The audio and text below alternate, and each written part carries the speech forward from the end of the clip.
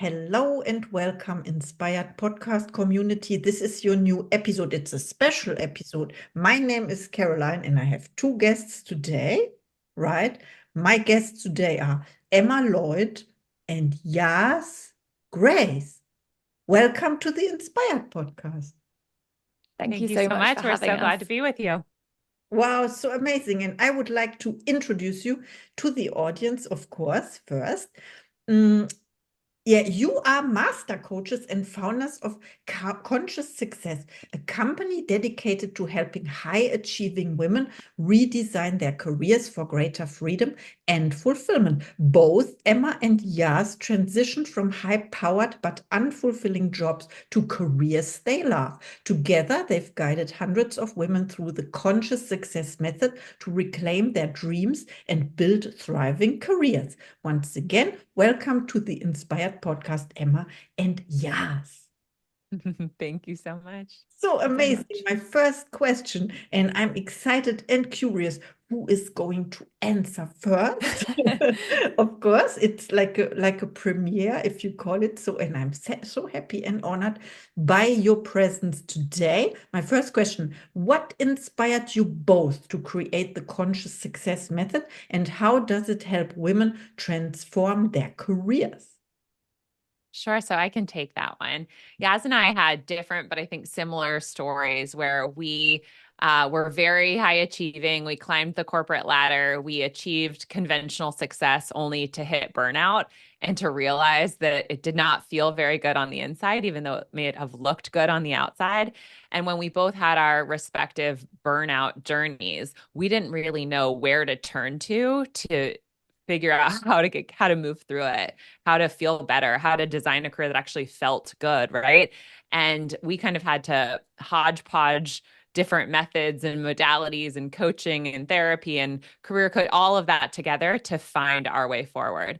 And so really when we came into partnership, we both had this shared passion for helping women and bringing all of these holistic methods to actually help women through moving from burnout to rediscovering purpose and to really leveraging and realizing that in their career. And that is what led us to create our proprietary conscious success method. I love that. Thank you so much. You want to add something, Yas? Your perspective? Yeah, I think Emma really, nailed that. Like, it really is the thing that we wish we had. And like, there are other aspects of conscious success which we're building at the moment and we're so passionate about, which is the ability for women to do this in community as well. And I think we wanted to do this in community, Emma and I, and that's part of why we came together in partnership. But I think especially with the kind of women that we work with, those high achievers who on the outside look like they've got it all together, but behind closed doors are struggling and dealing with things like imposter syndrome and working all hours and maybe not letting people know. We wanted to provide a space for women who are going through that similar journey to actually like be able to share in that and be able to remove the shame in that so that they can then create a new way of being in their careers. Wow, I love that. Thank you so much for sharing and also for doing this work, because I was one of those women, let's say 3 years ago, for example, and I know how important it is to have a community or to find a community, because in that situation, we often think we are all alone with that. Absolutely. It's so true. And they say like shame thrives in the darkness and it dies in the light, right? So when we keep it all in and we think we're the only one who feels this way and we're alone and we're lone wolfing it, it only allows that to continue. But when we start to get into community and we say and see me too, me too, me too, and we're all so similar, and a lot of us are experiencing the same things individually behind closed doors. And once we can see that collectively, it's so much easier to move through it. Thank you so much. Okay, my next question is, can you share a common challenge high-achieving women face in their careers and how your coaching helps them overcome it?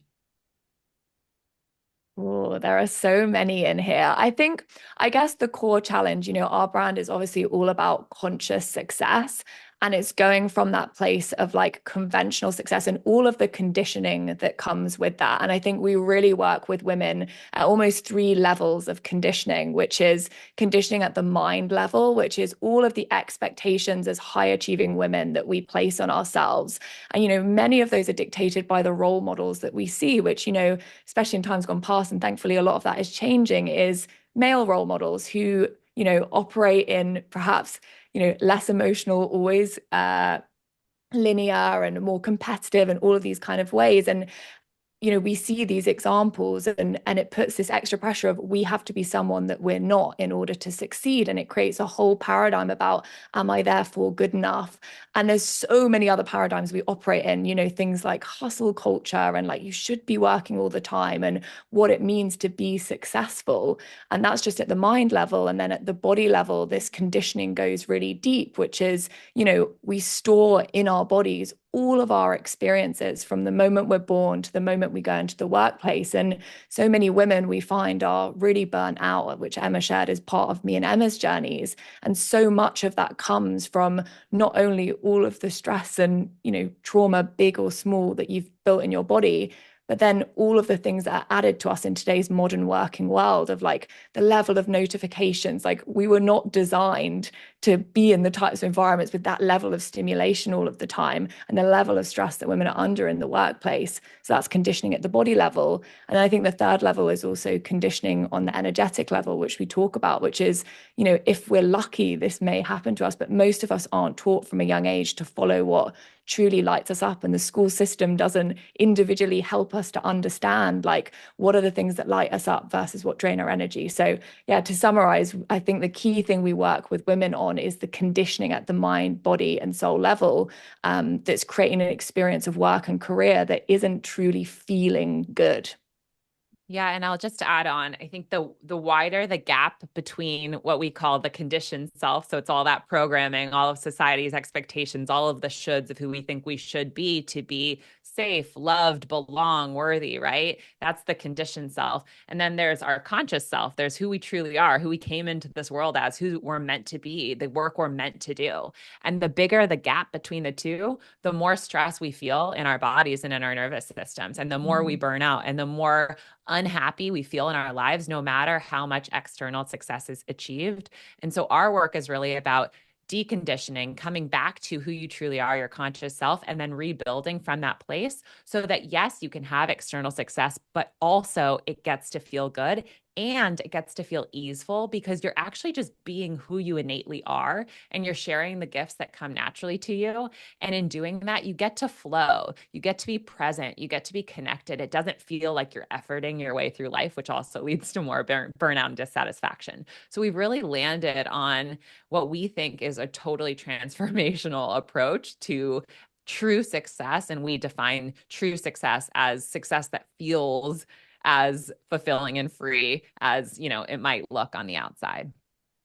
Yes, thank you so much for sharing. And I love how you emphasized the 3 planes of understanding. You talked about the mind, the body, and the soul, so to say, the spirit as well. And then the expectations they are about us, I have to laugh, about women to work all the time, but it goes against the feminine concept.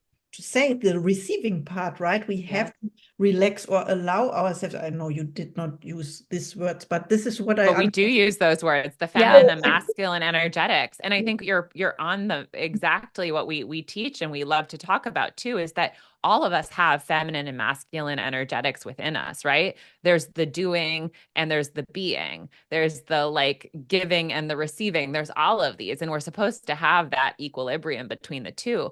But because of the fact that our modern working world, especially in Western societies, has been dominated by more of that masculine energetic, it's out of balance. And so we need to bring back the feminine energetic so that we can actually have societies, workplaces, cultures that are functioning in a healthy way. And we've really lost that in the Western world.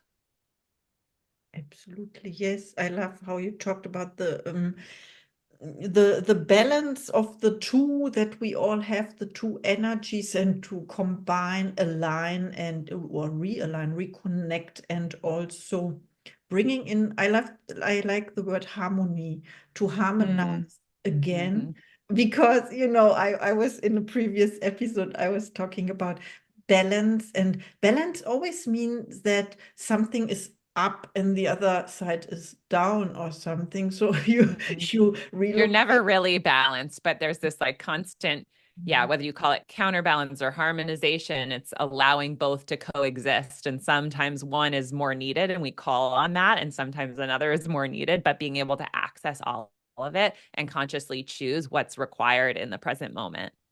Yeah, totally. And we talk a lot as well about like to the point of harmony, like how the masculine and feminine qualities within you support one another. So it's like, are you able to have structure and boundaries to support the need for like the ability to receive, the ability to rest? And you're so right, it's that harmony that really creates, an empowered way of leading yourself in work, but in life more generally as well.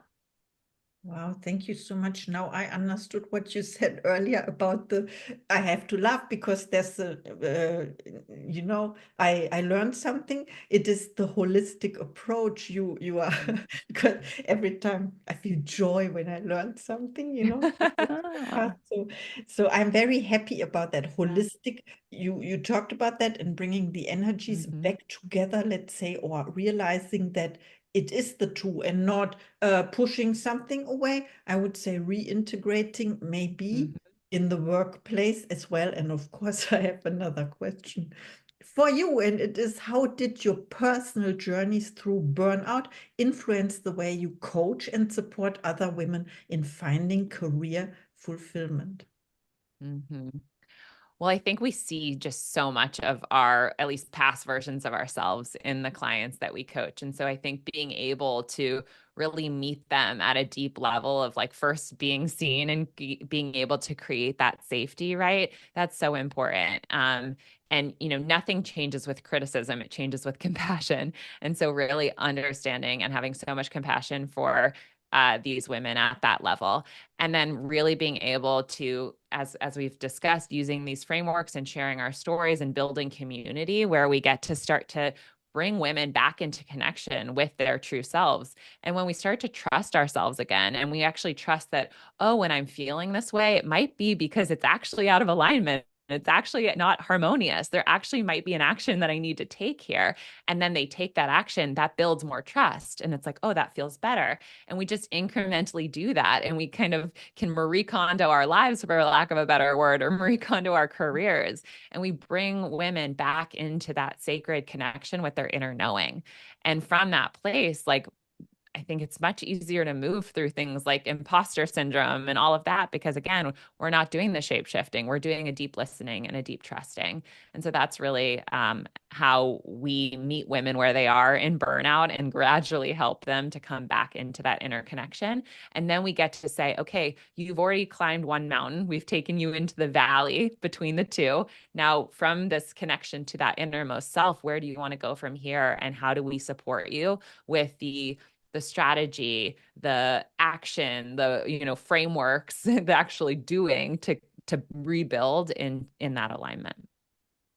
Yeah, and I think to add to that, to Emma's point of like the way in which we're able to connect to women, it might even be interesting, Emma, to share a conversation we were having the other day around like our own personal, almost like burnout blueprints. Like, what were the things within our experiences that created that burnout? Because I think, we talk a lot about this distinction between stressors, the things in the external world, and then your stress that you experience and the stress response. And so many people kind of think that burnout is cured through addressing the stressors. So the long working hours, the notifications, the balancing of childcare, like whatever it may be. And sure, like those absolutely do need to be addressed at some point. But the critical part is really addressing your stress response, because two people can experience the same thing and respond completely differently. And Emma and I were having a conversation the other day about the fact we both experienced burnout, but the patterning that was running within us that created that was different. And from my side, like, the patterns within me were like because of some big T trauma events when I was growing up, people pleasing was a huge part of the root of my burnout, like fear that someone would be angry with me if I didn't do something, which led me to not having good boundaries. And then also just a general kind of piece, which I think is so common in women, of, to Emma's point earlier, is like that not enough because I only saw those male role models, and those things like constantly playing out and creating burnout. And I know for Emma, there were slightly different kind of inner pieces, and it might be interesting to share if women will resonate. Yes, some of mine. I mean, I grew up in a family with two parents who went to Harvard Business School, and they were very high IQ, maybe not so high in EQ. And so I didn't have that like mirrored or reflected back to me as important. What was reflected to me in my family that was important was external achievement, being smart, being the best, right? Having really high expectations placed on me. And so I became really perfectionistic and needed to never fail. Like, so failure was a huge trigger for me. Anytime I thought I might fail, huge activation. Now I went into tech sales. And so I had a quarterly quota every quarter that I'm trying to chase. So failure is getting constantly, tested. And then in addition to that, it was kind of this need to be the golden child, that need to get that external validation, the atta girls. And so if my leadership team said I was doing a good job, I would, violate all my own needs and all my own boundaries just to get that atta girl and that pat on the back. And so those things led me to burnout because I was unconsciously abandoning myself and trying to escape those inner feelings that brought up. And that's really where I think a lot of women don't understand how much of burnout is this deeper work. It's not just needing to put time blocks on your calendar. It's not just needing to take time off work. It's not just silencing your notifications at night. Like, yes, those are all good, but really what's actually causing women to burn out at greater levels is that we don't know how to do the work to release the stress within our nervous systems and actually resolve that so that we can be with stressors in a really powerful way. Wow, that was an amazing answer. There were two answers, and I don't know where to begin to share what I understood. So first of all, I love what you said about the stress response, that it's not about the outside world. Of course not. It's just let's say trigger or something to reflect, that invites you to reflect your stress response, and you get to choose, of course, what you want to change. If you want to change the inside first or the outside, quit your job, whatever it is. Then you talked about the burnout blueprint, where you dissect your own, it is different, right, for everyone. So you dissect your own journey or how you respond to that. It never occurs again, because then you talked about the mountains. Yeah. I love that so much, because in order to be, so what I understood, in order to, or when you find yourself in a valley, that means not, oh, I'm in the valley. That means I already climbed a mountain.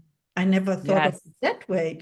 So I learned this through this episode. Thank you so much. And one last thing I have to clarify, because it was when you said Marie Kondo, your way, you use this beautiful author as a verb, right? She wrote a book about cleansing, whatever. I don't remember the title, but it's very helpful. So please look it up. People, of course, thank you so much. I learned so much. I don't know if you want to add something. My next question would be about your goals, intentions, and next projects, if you may share. Yeah. We were actually just discussing this before this call, and we have some incredible goals in our business for conscious success. We currently work with women on a one-to-one basis, and next year we're really excited to be launching both, as we shared about the power of community, a group burnout program, and then a group purpose program to help people actually transition into careers that really light them up. So we have those goals on the outside, but I think actually the biggest goals for us are also internal goals. So how are we showing up in a consciously successful way to building our business conscious success? And those look slightly different for each of us. But for me, from a personal level, it's always that practice of making sure that I am prioritizing the things in my life that are so important beyond my beautiful, purposeful work that I do in the world. And for me, one of my top values is connection. So this is a beautiful experience that contributes to that for me, but also in my wider life, always making sure that my life is designed in a way that value is prioritized. Mm-hmm. Yes. And I would just add, as for me, I'm also the mom of two 9-month-old identical twins. So I'm holding new parenthood alongside building a business with Yaz, which is so amazing. And in order to be in integrity with our brand values of conscious success, it's like, how do we get to continue to show up in a way that actually feels good so that when anything does feel a little overwhelming, how do we reprioritize? How do we choose what matters most? How do I give myself permission to say, you know what, I'm going to go spend the day with my daughters, and this is my version of conscious success? Or, hey, I really have a lot of energy to pour into the business right now. And how do we get to stay so deeply connected with that innermost self and that voice so that it gets to feel good? And when it doesn't, rather than overriding that and be like, well, that's what the business requires, we get to say, well, how do we shift? We're empowered to do that. And I think Yaz and I continuously have those conversations, and it's just led our business to feel so energizing and juicy and a place that we can rest and take joy and revel in. And so my intention is for that to continue at every level. Well, thank you so much for sharing, and congratulations for your twins. Thank You you. said daughters, so beautiful, and this it's an honor for me that you took the time today, of course, for our interview and my premiere, to have two beautiful guests from all over the world. I heard you are in London, yes, Yeah. and Emma is in the United States. I'm in Germany, you know this. So Mhm. this is about connection. This is the reason I created this podcast as well. And now it's time for your final thoughts to the audience. And please include where we can find you when people reach out to you after listening to this episode. Yeah, I think final thought from my side, which we talk about a lot, is don't settle for a version of success or a work life and like life more broadly that feels anything less than truly lit up and that is anything less than your own dream, not society's dream, not your parents' dream, not the expectations that are out there, but your own dream. Mm-hmm. And I would just add to that the world really needs our gifts. Like, you have magic inside. You have a special set of gifts and a voice and a way to translate that in the world that only you can do. And so it's such a disservice to try to be something other than who you are. And coming back to that is not only does it feel internally fulfilling, but it's the way we nurture the rest of society. And so there's a quote that I like, that liberation is a two-way street. So when we liberate ourselves and we show up as who we truly are and we live the lives we desire, we also inspire others to believe that that's possible for them. And we need women more than ever to be empowered and showing up in their gifts and their fullness. And I think that that's what, will hopefully usher in a better version of the world than we have today. Yeah, and I think to add to that, if this resonates with you, what we've just shared, you can find us at Conscious Success Co on Instagram, and also www.conscioussuccessco.com, our website, where if you do feel called to work with us one-to-one and connect with us. And we also have a link to our free quiz there, which, if you're feeling blocked in your career right now, gives you a completely personalized plan to diagnose why you're blocked and also what your next steps are. So it's super valuable, completely free. So do check that out as well. Oh, I love that. Thank you so much for sharing. I'm inspired now more than ever to check this out. Please reach out to Yaz and Emma. They are amazing. I like to hear from you more in the future, of course. And this was our interview. Thank you so much. Thank you, so much, Caroline. Caroline. We've loved this time together. And see you in the next episode.